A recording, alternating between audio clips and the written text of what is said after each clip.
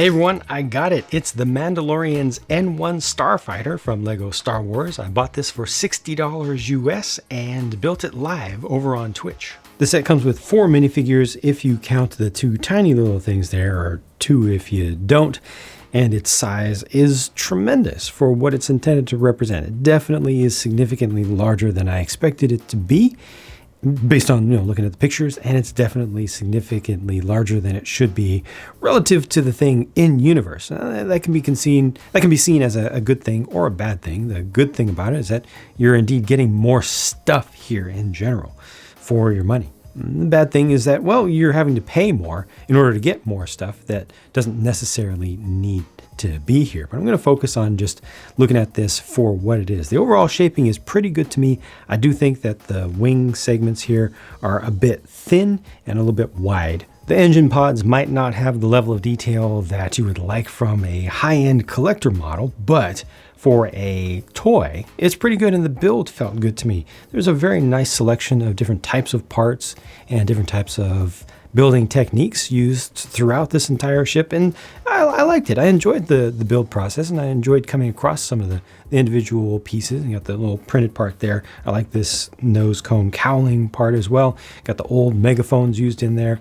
Gold colored flowers used to good effect. The only thing that I don't like here, oh yeah, these are also gunmetal gray here. The only thing I don't like is that these lightsaber hilts, there's one on either side for each engine, so 4 in total. They can be broken off really easy. They can fall off pretty easy. There is a bar inside of there, but just in handling this in general, I have found those to come off quite a bit. There's plenty of durability here. The thing holds itself together. These things do not actually shoot. You do see 3 different colors of well, it's not quite gray because this is the dark gray, this is the light gray, and then this is metallic silver, but most of this does not use an actual silver color. There are also some cheese graters up in here. We'll get back to that, but other than that, everything is done with gray for the most part. This is a new for 2022 recolor of the Speed Champions, also a relatively new Speed Champions. It is 6 wide, but designed for 8 wide Speed Champions windscreen piece, which I think looks really good and I think is going to be useful for a lot of folks doing a lot of things. And on the other side, the other engine is not 100% symmetrical, as well it should not be, to the one on the right side that we just saw. Got this additional bit here on the top, which does use, sorry about the focus being out, there we go, okay, which does use a sticker right there. There were, I think, a total of 3 stickers used in this set altogether. And yeah, again, overall, the engine pods are looking pretty nice to me. Coming inboard a bit, this shaping is pretty proper. It's not ideal, it's not perfect, but I like where they're going with it. I think that over the years, designers are going to find better ways to approximate those shapes as well. And I think this is getting closer in terms of the core body. I think this is getting closer to the way it should be shaped, although it is definitely, again, oversized. This is the air filter, the kind of inspired by an air filter of a muscle car piece here, sticks up quite a bit and doubles as the trigger to actuate the single spring-loaded shooter that's down inside. So you push this down and, oh, yep, it fired it off. I'll get that back later. But there's the spring-loaded shooter launcher right there in the middle. You see some medium nougat on the other side. I'll show you the whole thing as well. But yeah, just that center one. So this mechanism works well, but it's super easy to accidentally set it off. I really appreciate how well that's all buried down in there. But then the trigger itself, you kind of just touch it and it's gonna shoot the bolt off. You got some of the striping here along the side. Cockpit, you can see, shows just how oversized this model is. Once again, not symmetrical from side to side, as well it should not be. So look beside the cockpit there, look beside the cockpit on the other side. It gets a little bit blocky in my opinion through here. Does have room to hold the little Grogu in there as is necessary. And underneath you got the extra booster. Or is that the hyper? Oh. So that just happened. Today I learned, while recording a video, a review video, that you can't pick this up by the engine. Okay, so that's kind of Good to know. Can't pick this up by the engine. All right, I'll pick it up by the wing and go back to that. And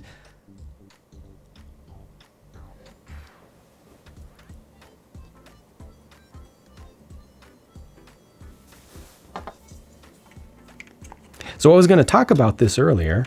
Well, I was going to talk about this later in terms of durability. This does fall off easier. I was absolutely not expecting that to happen just there, but this is another thing that's just not connected that well. Just the length of it and the amount of clutch power that you're able to get in total out of that joint.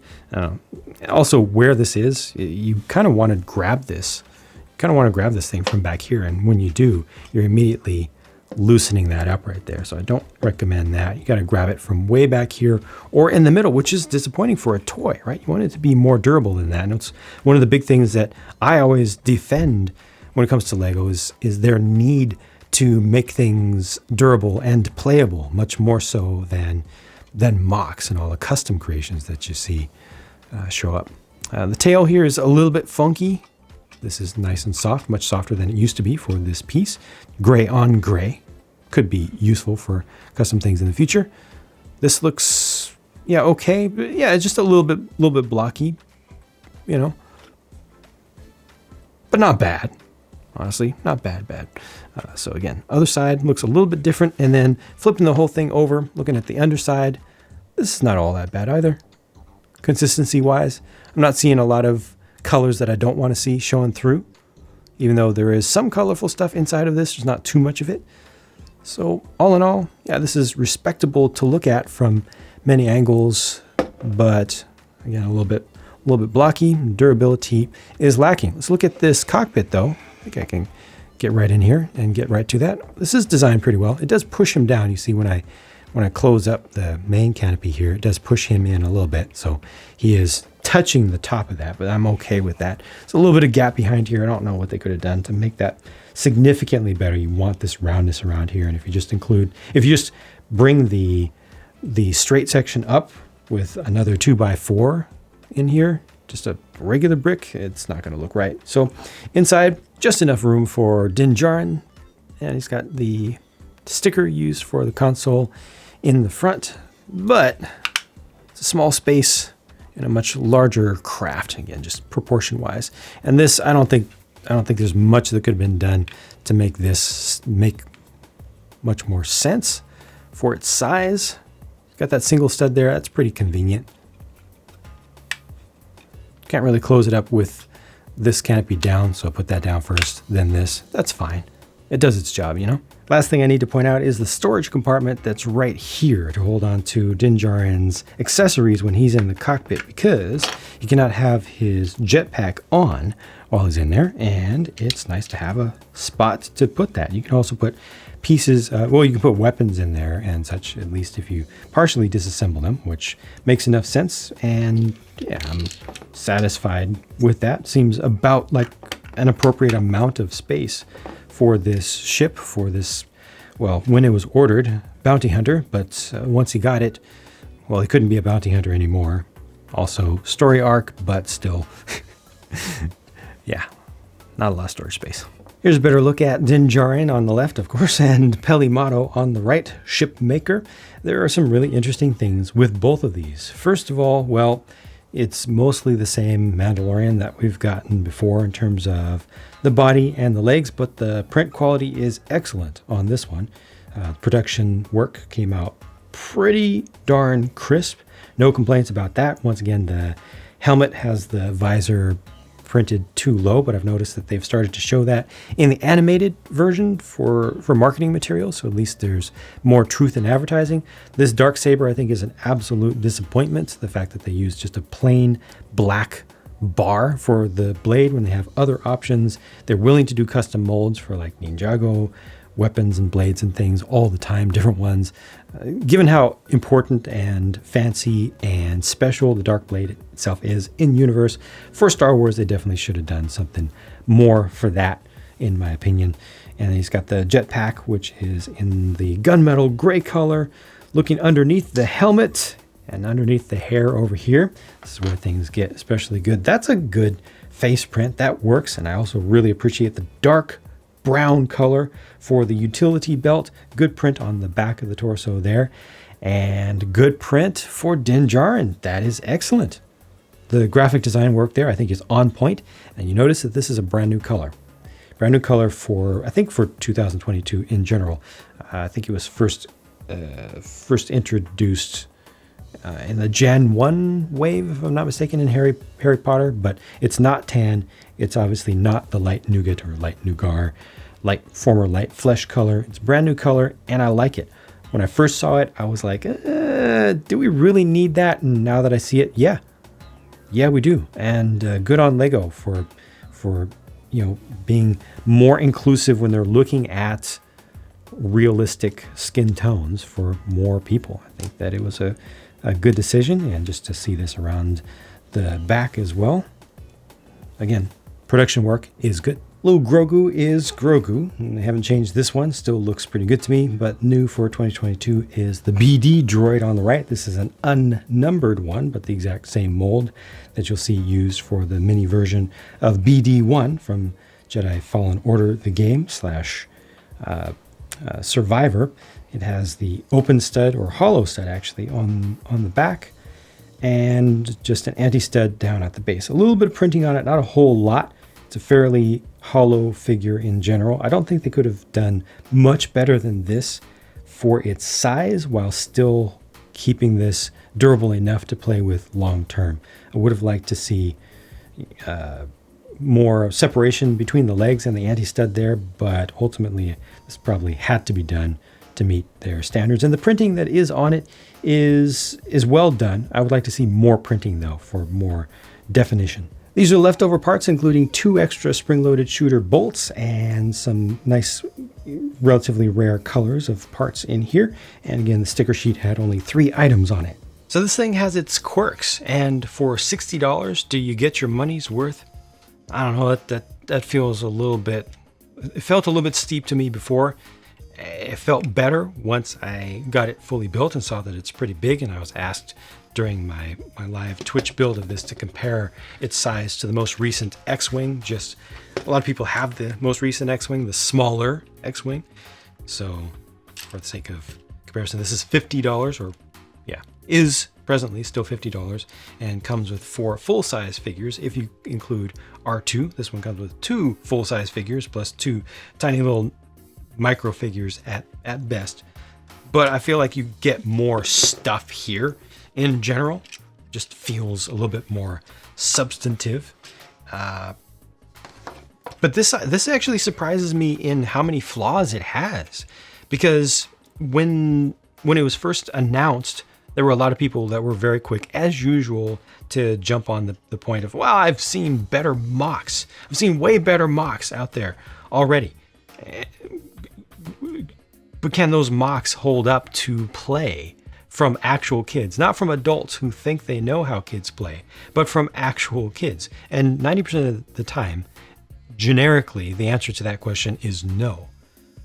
But most of the time, the answer to a similar question regarding official Lego sets is yes, because Lego is good about making sure that they've got durability. It's oftentimes a reason that they make a lot of design compromises that they do, but this is not durable. This does not hold up to play from kids. These fall off.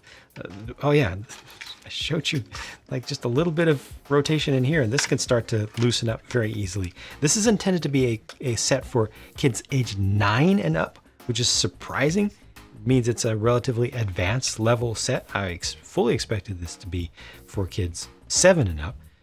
Made more sense when I saw the 9+ on the box that this has just 2 bag numbers in it. The bag 1, which is 2 bags plus 2 more bags inside of those, is like a massive parts. Definitely not designed for younger kids to build. It should have been. By younger, I meant like closer to the 6 to 7 range. 7 probably would have been about right. But by putting this at the 9-year age target, they're saying this is a little bit closer to a collector thing, but it doesn't look that great to me.